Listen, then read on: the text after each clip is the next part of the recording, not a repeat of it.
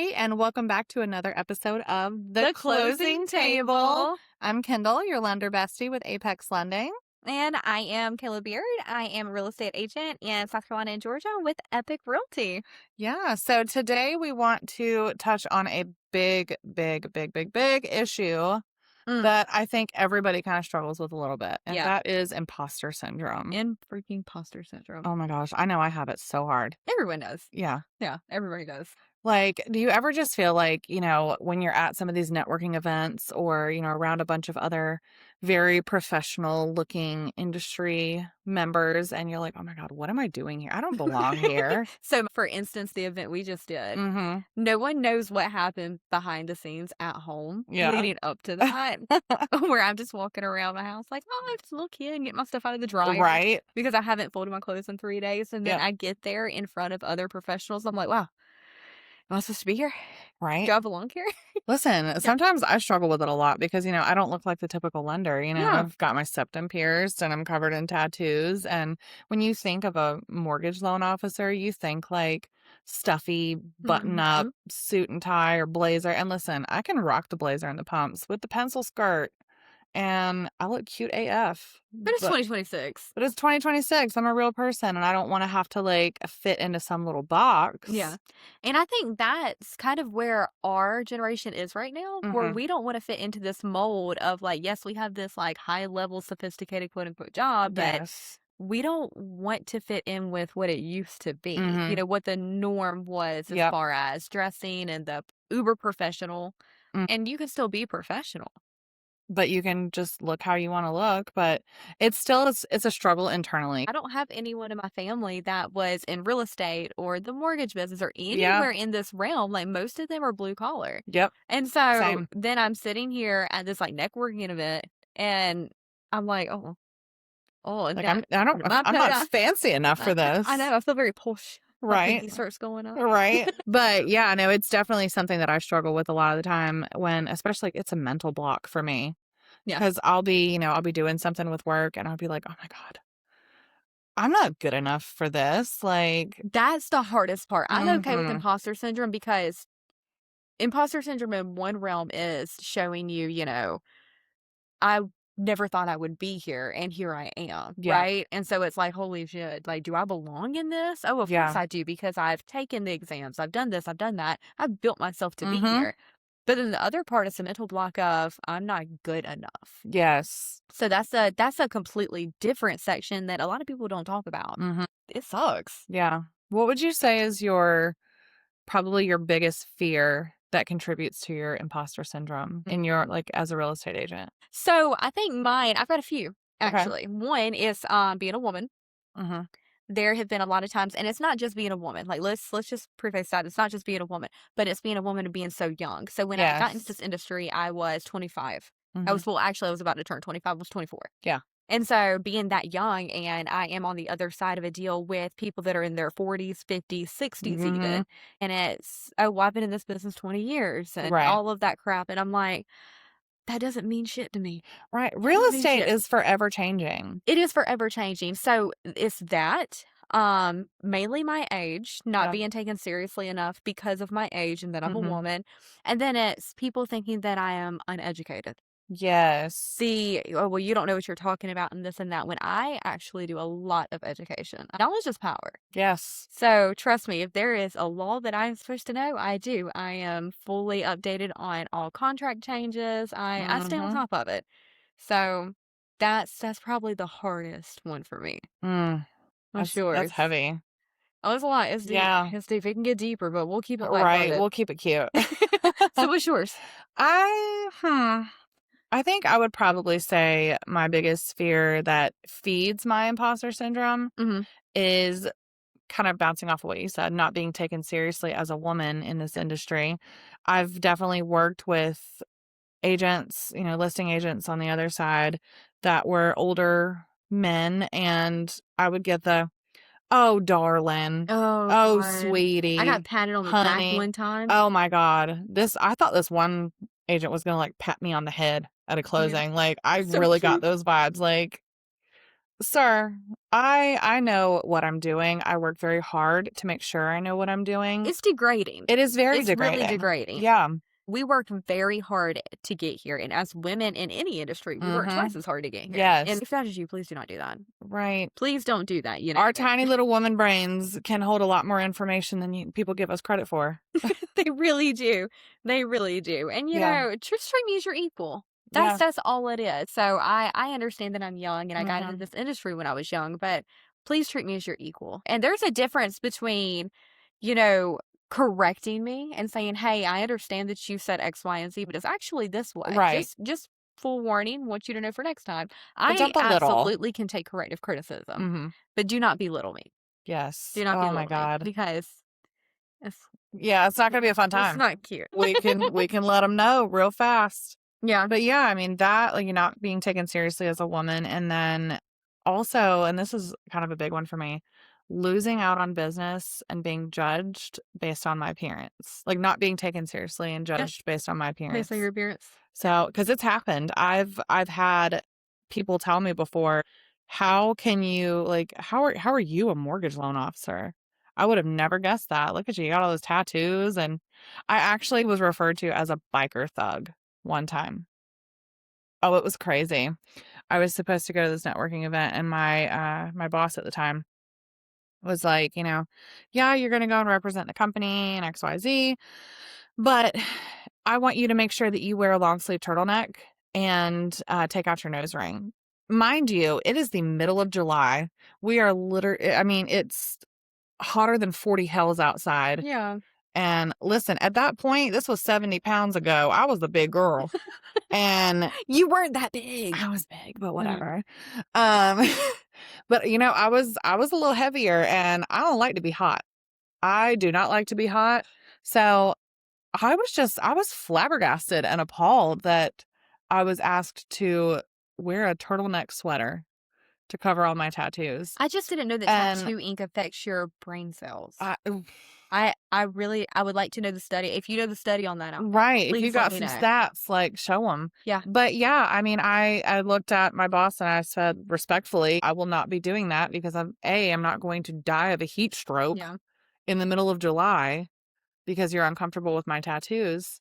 And B, I have brought in so much business and generated so much business with this company, and my tattoos have never caused an issue. Right. They have never lost me business at that point. So, yeah, it was very dehumanizing almost. Yeah. So it always, like, and even though I know it's not true, and the logical part of my brain is like, yeah, you know, you're a baddie and you're a corporate baddie and you can do all the things and you look good doing it. There's still that little, like, just that little microscopic bug in my ear that always makes me worried that people are going to judge me. It makes you subconsciously start, like, pulling down your sleeves. Yes, because I'll do that too. Yeah. Yeah, because most of mine are on my arms, and I mean, I can't do anything with my nose ring, and I'm not taking it out. No. That's one thing. Like, this is part of my soul at this point. Yeah, if you don't want to work with me because of my appearance, that's fine.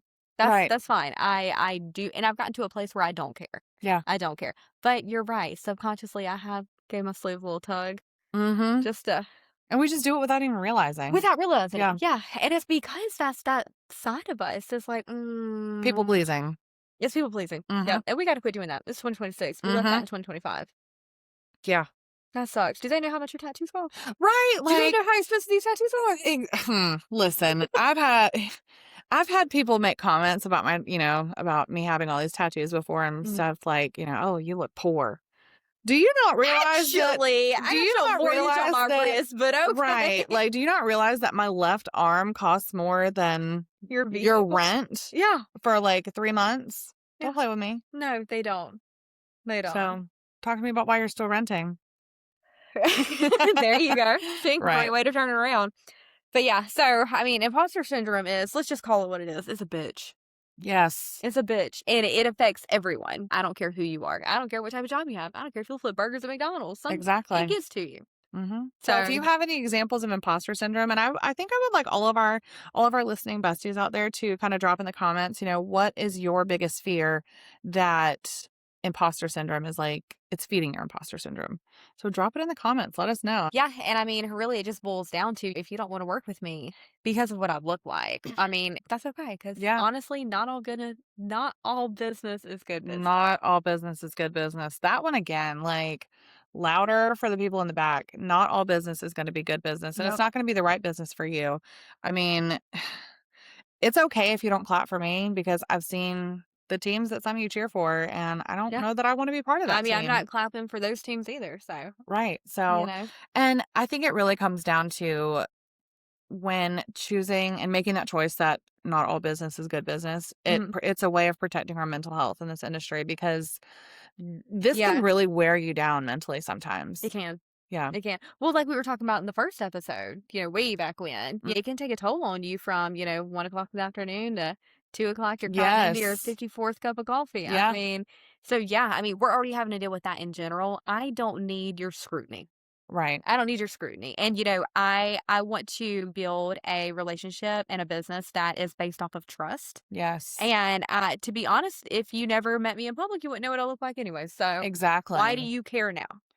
What I look like Yeah. has absolutely no impact Yeah. on the service that I can provide to my clients and Yep. the trust and the warm, gooey feelings Yep. on the inside. And Yeah, and I mean, to be honest with you, if that is the way that you judge character, I don't think we were gonna be a good fit in the first place right. because that's not my vibe, and I don't think that we're gonna be able to get to the closing table, Yeah. unfortunately, and I hate Unfortunately. that, and I hope that if you are out there and this has happened to you, then I hope that you have found whoever you're looking for that matched with your vibe and you got to your closing table. Yes. But And it I just is mean, what it is. it's all about finding your village Yeah. in this industry. Like It takes a village. finding your village as far as like, referral partners. Yeah. When I first became a loan officer, I was so excited. And I was like, I'm going to go on Facebook and I'm going to add every single And realtor that I everyone's can gonna find. love me. I'm going to add all the realtors and they're Yeah. all going to want to work with me and I'm all going to want to work with all of Mhm. them. And I learned real quick, like, oh, this person might not be for me, or I might not be for this Yep. person, and it might not just be a good fit, and that's okay. Yeah, and it's honest to God, it's better to figure that out beforehand than Mhm. getting into these deals and things going south and everything else and wasting all of that time. Because if the fit is not there, odds are either you're not gonna close or you're not gonna close without major delays. Or tension. Oh I mean, God, the having tension. Oh tension in God. the middle. Yeah, I know, that Yeah. was a trigger. That was a big trigger. Yeah, Yeah. I mean, anytime you have tension in the middle of things, that doesn't make things feel smooth or No, it calm, doesn't. and it Because I doesn't still make our gotta call you. I still gotta call you. right. Like, why are we doing this? Mhm. Why are we treating each other this way? And it comes down to basic human decency. Yes. I mean, it doesn't have to be that deep. It's not that deep. Yeah. It's just my skin Yeah. and a hole in my nose, man, and a couple holes in my ears, but I digress. Yes. It doesn't have to be that deep, but it does boil down to though that business that we had with those tensions, Mhm. was it good? Was it worth it? No, How because much more we already time and have tension effort? that we have to deal with. Exactly, and then, you gotta think about how much more time and effort and money and responsibilities and anguish, mental anguish did we have to put Yes. into that deal. Yes, we may have gotten to the closing table, But it wasn't a fun trip. but was it worth it?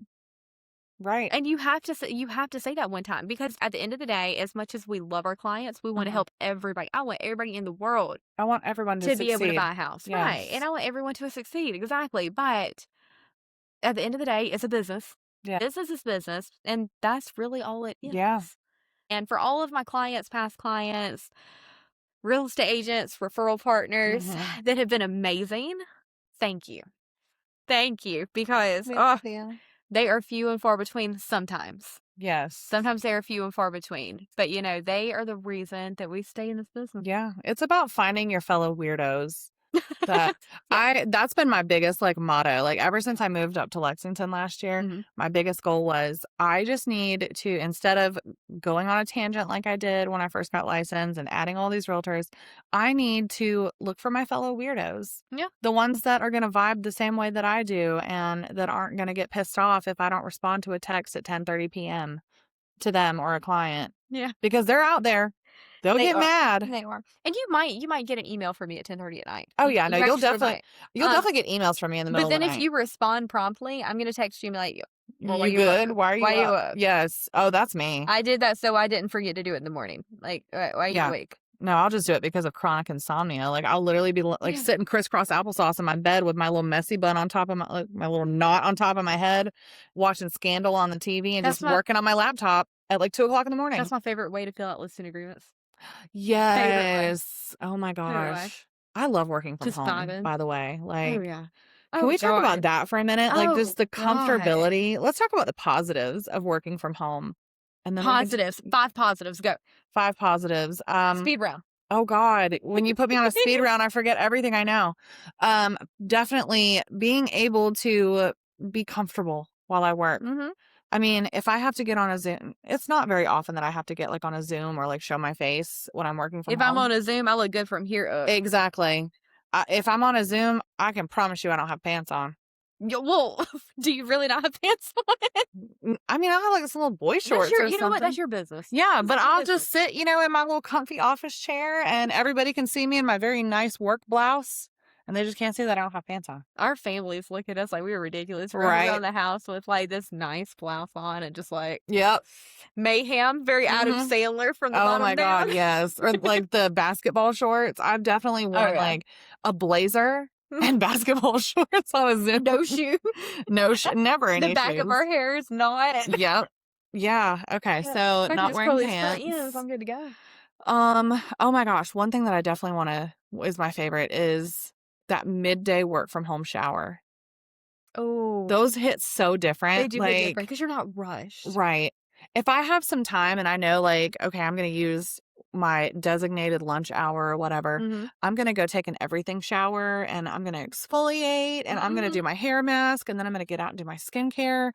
And then as soon as I get back in front of my computer, I'm just all right, I'm ready to go. I'm here for it. Like, I'm so refreshed and I'm about to knock it out of the park. Yeah. So midday work from home shower is one of my favorites. Mine is, I have everything at my house that I want and need. I got all my snacks. I don't have to worry about it. We'll make a little snack box. Yeah, a little snackle box. I love my snackle box. Yeah. Love it. I gotta get one. You gotta get a snack box. I have to get one. It's a lifesaver. And then if you're done, you still have it left, you just put the lid on. Yeah. It's great. We have our snacks, we have our pets. I have everything I want. I can like take a break and go lay down in my bed for 5 minutes because I just need like 5 minutes of mental restability. Yes. Just lay in bed. Just, yeah. I can't do that in an office. Do you know how weird I would look? Just lay on the floor, just I won't lie, I've done it. I've done it. I had to, but it was because it was because my sciatic nerve was like acting up and I was like, oh my God, I cannot get any relief. Welcome to the 30s club. That's a little different. So I definitely had to lay on the floor of my office and like pull my leg up to try to like ease the tension on my sciatic nerve. And then one of my coworkers at the time walks in as I'm like holding my knee up. And I'm laying on the floor. That's a conversation. And it was a guy too. And he just looked at me and I was like, my back really hurts. I'm trying to fix it. I'm sorry. He just slowly shuts the door. It did. He was like, okay. And then he just walked back out. And it's like, all right. And then when I walked out, he asked me, he's like, does your back feel better? It sure does. It absolutely does. I'm walking. That and I can stim in my own house. Oh my gosh. Let's just talk about it. Sometimes you've got like all this like pent up energy in your brain. You just gotta vocal stimmy it out. Yeah, and nobody's judging me. My husband does judge me sometimes, but then he does it too. So yeah. Oh my God, the weird noises that I'll make sometimes when I just need to get it out. Like I don't know, I could just be weird in my own house. And honestly, I'm so much more productive. I'm so much coming from, because I've had it both ways. I've had where my very first brokerage was brick and mortar. And I went into the office quite often and either people weren't there or the people that were there, we were just kind of like hanging out, talking, some things got done, but it wasn't the productivity that I wanted. Right. And then I realized like, oh, people that are productive are not sitting in their office. That makes a lot more sense. Plus, I feel like I couldn't have the conversations that I wanted to. So I'm very private with my clients' personal information. Right. And even if we're talking about, they call me and they're like, oh, we're talking about negotiations. Well, no, that's not like a social security number or anything like that. But it's finances. Yeah. That's nobody else's. Even if you're in the office, that's nobody else's. That's not their business. And so I'm very private about that. And so I do like the fact that I work from home now because there's some information that nobody should be privy to. Right. It's called respecting our clients and their Yeah, yeah, privacy. and so just remember, if I'm your realtor, I respect your privacy. Your secrets are locked in with Your us. secrets safe from me. Now, if you got OnlyFans charges on your bank statements, like, and that you used all Your of that, secret's safe with me and my husband and right, my best friend. I won't ever tell a name, but I'll be like, oh That my will be God. fine. So I had a client that definitely was not able to qualify because they spent their whole down payment on OnlyFans. Like, I've seen it. If you're spending your whole down payment on OnlyFans, I need to know what you're subscribing to. I'm just saying, I need to know. We need to have that conversation. And no judgment. No judgment. No judgment. If that's your thing, do your thing, chicken wang. But oh yeah, it was crazy. It was crazy. It was insane. Wow. Yeah. Okay. It was before houses, I guess. Hoes before houses. All right, so I kind of want to talk a little bit about the lies that we may have told ourselves when we first got into this industry. If you can think all the way back. You know, my mom used to tell me that I was going to hell for lying when I was a kid, and feel that. Yeah. I feel that. Let's just go back to the beginning of real estate, though. I know, right? Whew, the lies that we told ourselves before getting into the business. There was a few. Mm-hmm. There was a few, but I've got one that really does stick out. But I want to hear yours first. Oh my gosh. Why are you always putting me on the spot? I know. It's okay. I have a really funny one. So when I first got licensed, this was just supposed to be, it wasn't supposed to blow up the way that it did for me. And I am very, very thankful for the success that I've had as a loan officer. But when I first got into this, my husband and I have a running joke, and I'll be getting ready for bed, taking off my makeup at my vanity, and he'll be getting his clothes out for the next day. And he'll look at me and be like, do you remember when you first got licensed and you said you were going to close like one loan a month, and you were going to work maybe 4 to 5 hours a week max? And then we just laugh and laugh and laugh because it doesn't happen like that. Oh, it didn't for me. God. So yeah, that was a big one. That's a huge one. Yeah. And I think it comes from social media, maybe. Yes. Being like, you can make $75,000 a month, and you don't have to do anything but work 4 hours a week and drive around in your Ferrari. They lied. They did. They absolutely lied. So ours, I think, was you're going to be your own boss. Oh, God. And it started before when we were buying our second house. I got asked one day because I was shadowing, I was going to school, I was doing all the things. And somebody asked me, like, aren't you tired of not being your own boss and just working a 9 to 5? And I was like, yeah. Yeah, hell yeah. Yeah. Hell yeah. And then I did it, and it was associations. RESPA. Oh, don't get me started on RESPA. TCPA. Please. Oh my God. Government. I was like, oh man. Yeah. And so just fair warning for anyone out there that's, young and thinking about getting into the industry. You're your own boss in some form, but there is always somebody to answer to. Yes. And that's okay. I do actually appreciate that we have someone to answer to no matter what, because one, it holds us accountable for ethical standards. I do appreciate it. But the way it was spelled out to me was, Shawty, you just gonna do your thing. You create your own schedule. And we don't. I try. We don't. Yeah. I try, but we don't. The market dictates our schedule. Exactly. The market dictates it. The clients dictate it. We have to make allowances depending on a client's situation. Maybe they don't get off work until 6 p.m. and they're not allowed to have their phones on them all day at work. So we will make allowances. Like, yeah, we can absolutely talk at 6:30, 7 o'clock at night. I try not to do that too much because I have to draw that line there somewhere. Right. But it does happen. And, especially for clients that are serious and they want to work with me and they are motivated and they're going to do what they need to do, I'm absolutely going to make those allowances. Oh, of course. But it was funny because I'm thinking about it now, and I'm like, man, also, why did I even think that? Right. Like, we were so young and naive. Yeah. And so I think those are the main ones for me. Yeah, that was I just laugh. I just have to chuckle at myself. Yeah, and there's 100 more that we can talk about. Oh yeah, there's so many lies that we fed ourselves. Oh yeah.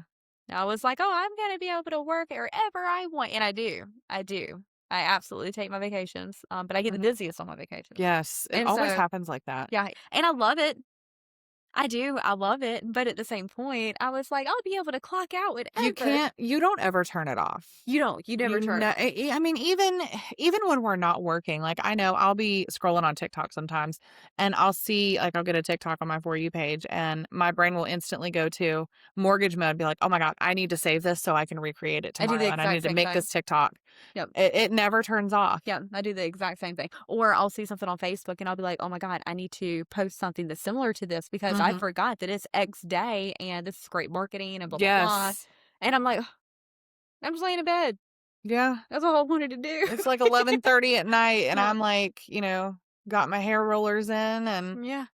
got my face mask on and Speaking of the whole like laying in bed and like finding things like business wise, what should we stop?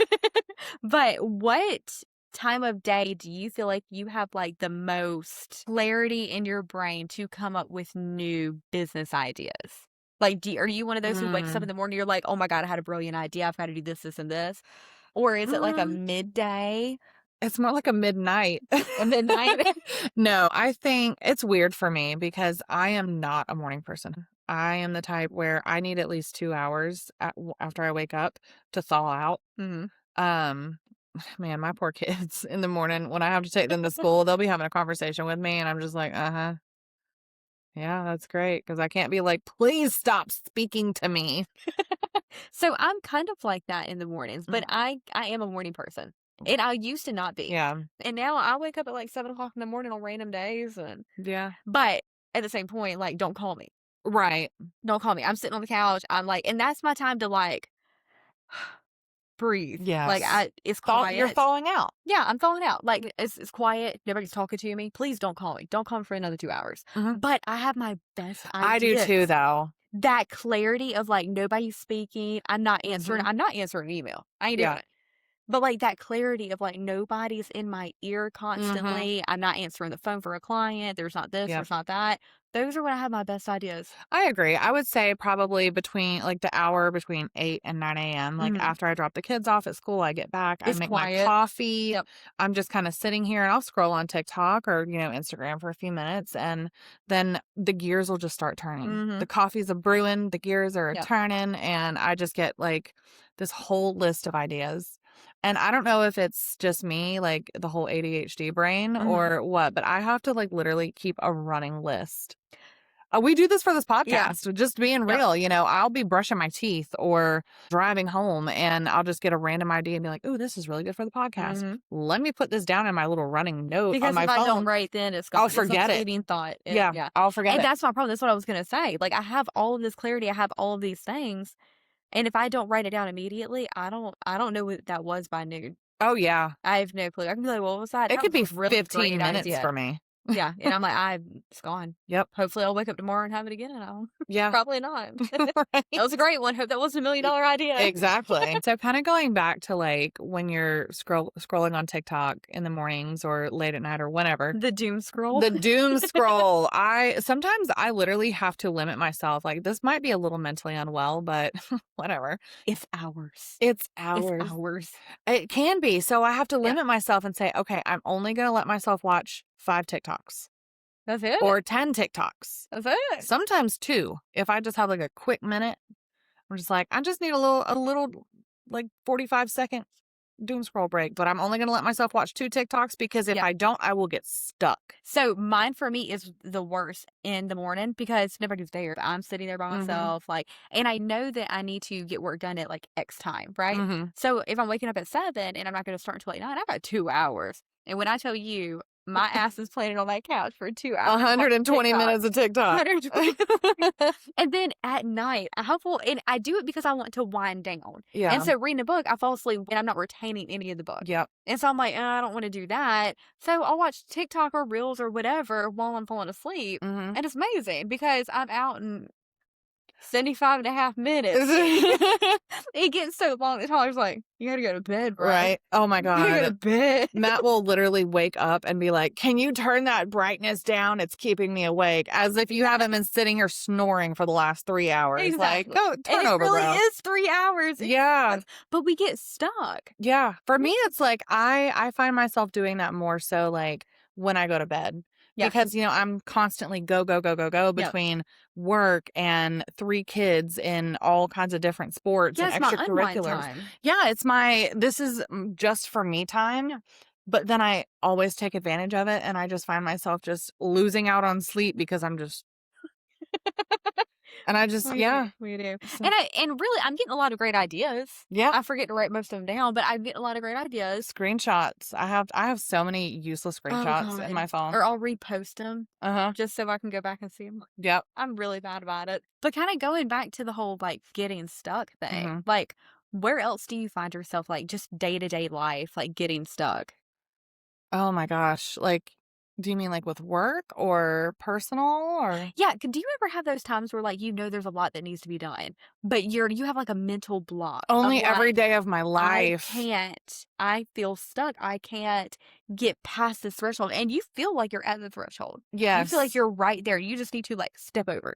But you just physically can't. And you're screaming in your mind to like just do it, but you can't. Yes, I will literally be sitting in my room or something, and I will be thinking about, okay, I have to work on, 4 pre-approvals today. I need to make 6 phone calls. I need to check on X amount of appraisal orders. I have all these different things I need to do. I need to take out the meat for dinner. I need to make sure that one kid is picked up from cheer practice at this time, while also making sure that the other kid is dropped off at wrestling at the right time.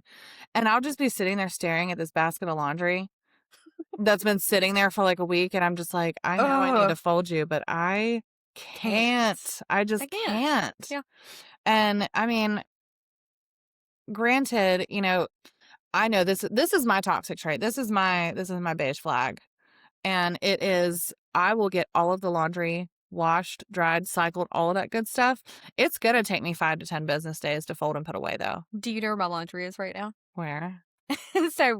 So usually Sundays and Wednesdays are my close days, but I did it today, right? Just because I knew I was going to be busy, whatever. Yeah. And so right now, all of my clothes are in the dryer. Hold on, wait, there's more. And then from Wednesdays, they're in the basket beside the dryer. Yeah, we do that a lot too. Basket. And they're just, before we left, Tyler was like, bro, we got to do something with this tomorrow.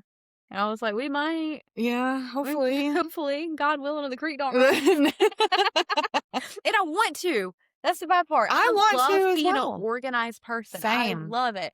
But sometimes I look at doing the like, organizing is hard. I can't do it. Yeah. Like mentally, physically, I also can't do it. But mentally, I can't do it.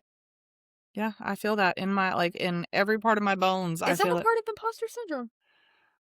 Probably not. I don't know. I don't know. I feel like that's more like traumatic, ADD, OCD, millennial trauma, OMG. Yeah, rough. It's hard. It's hard. It's a lot. But it really sucks being like in this industry and getting that stuck because you know that everything is such on a time crunch. And time is money. Yeah. And you're like, I cannot lead generate today. I can't do this. I can't do that. And you're like, I don't even know why. Nothing's wrong. You know what's really helped me with that though is time blocking. Like, I love a good time block. I have time blocked every single minute of my life. Yeah. And it's kind of nuts, but I love it. It helps hold me accountable. I mean, whether it's personal, kids, appointments, work, whatever, I have all of this like really narrowed down. My Google Calendar is so cute. We'll even time block, quote unquote, like cleaning. So like, same. Those like Saturdays where you're like, God, I need to clean, I need to cook, I need to go outside and do this, I need to do that. Yeah. But you're sitting on the couch. Yeah. So we will literally look at ourselves and be like, okay, I'm going to give myself 35 more minutes. And it's always a weird time. It always has to be a very specific number. Like if it is like 7:27, I'm going to like, okay, I'm going to give myself 33 minutes. Yeah. So, and then I'll start my task at 8 o'clock. At exactly. 8. Yep. It's always had to be a weird task, but it works. Mm-hmm. It does work, but you still got to get your ass off the couch. Yeah. And that's rough, but it's hard. only rough for like 3 minutes. Right. It's Once just like you actually do it and you get in a vibe of doing it, you're fine. Yeah. It's just getting in the mode. I agree. That sucks. Why are we this way? Help. Help. Help. Not really. Yeah. I really appreciate everybody listening to us talk about our mental illness and our imposter syndrome. Let's just call it what it is. They're listening to us ramble at this point. Yeah. To our just endless rambling. Yeah. And if you feel like you can relate to it, please let us know because this is what we're here for. If you want to ramble with us, let us know. Yeah. Let us know. We need another rambler. I agree. But we do actually hope that you have learned something you have felt seen. Yes, You have and felt heard. heard, you know, and you come back next time. Yes, because next time we are going to talk about something super important, which is what lenders wish real estate agents knew. And what real estate agents wish lenders knew. Yeah, it's going to be good. So don't miss it. Tune in next time and we'll see you then. Bye. Bye.